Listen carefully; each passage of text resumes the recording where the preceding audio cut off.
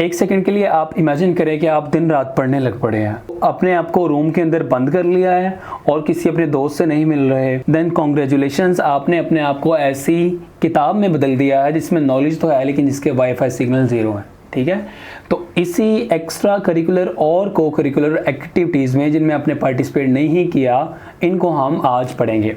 So topic is demonstrate engagement in co curricular and extra curricular activities.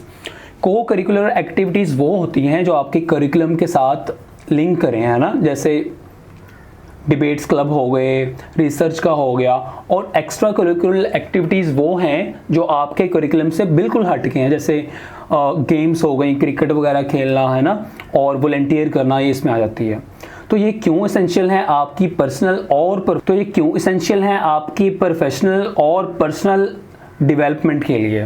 तो क्योंकि हम pulse पढ़ रहे हैं तो हम लाइन वाइज प्रोफेशनलिज्म को, एथिक्स को, रिसर्च को और लीडरशिप को इसमें इन्वॉल्व करेंगे एक्स्ट्रा करिकुलर एक्टिविटीज़ में।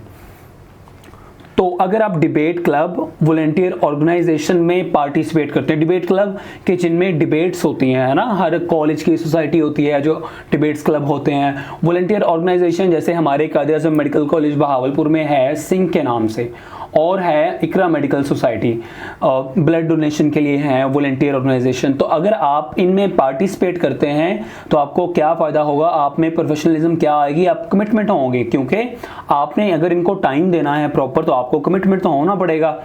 और उसके बाद टीम वर्क आपका इम्प्रूव होता है क्योंकि आपने कोऑर्डिनेट करना होता है डिफरेंट पीपल के साथ, तो आपका टीम वर्क भी इम्प्रूव होता है और आपकी कम्युनिकेशन बेटर होती है। ऑफ कोर्स अगर आप सोसाइटी में हैं तो आप लोगों से बातें करेंगे, आप अपने कुलीग से तो अच्छा वे में कम्युनिकेट करेंगे, तो आपकी कम्युनिकेशन बेटर होगी।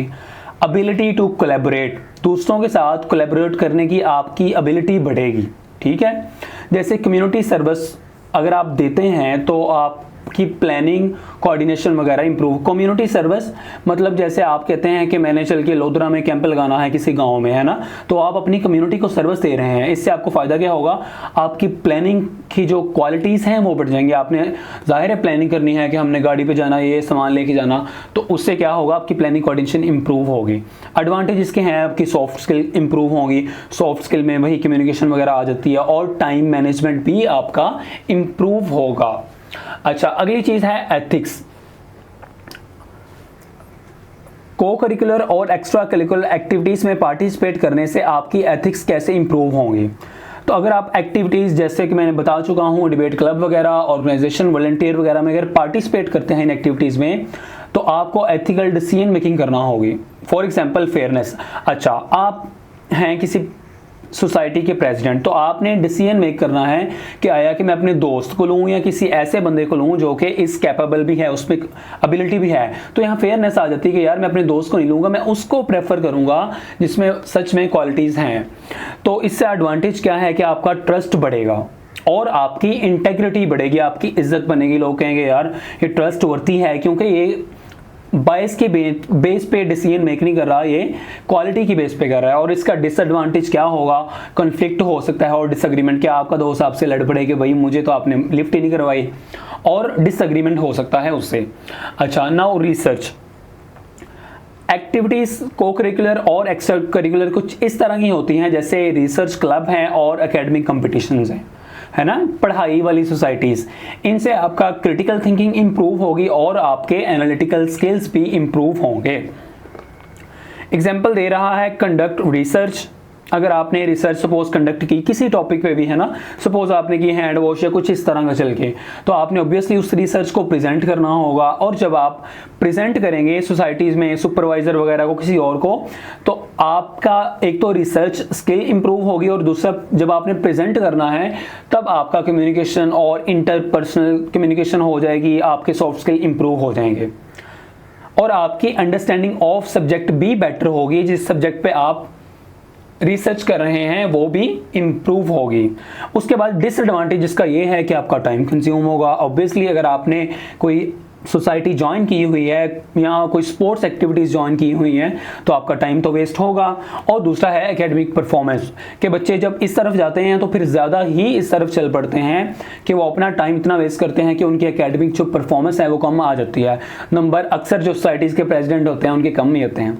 अनलेस अनटिल के वो टीचर्स के साथ ज़रा बना के रखें। अच्छा, अगली चीज़ है लीडरशिप, कि अगर आप को करिकुलर और एक्स्ट्रा करिकुलर एक्टिविटीज़ में पार्टिसिपेट करते हैं तो कैसे आपकी लीडरशिप क्वालिटीज़ इंप्रूव होंगी। लीडरशिप रोल होते हैं इनमें, प्रेसिडेंट हो गया, कैप्टन हो गया, प्रोजेक्ट मैनेजर हो गया, जैसे कोई सोसाइटी का प्रेसिडेंट हो गया, किसी स्पोर्ट्स में कोई कैप्टन हो गया, जैसे कि मैं क्रिकेट का कैप्टन हूँ, और प्रोजेक्ट मैनेजर।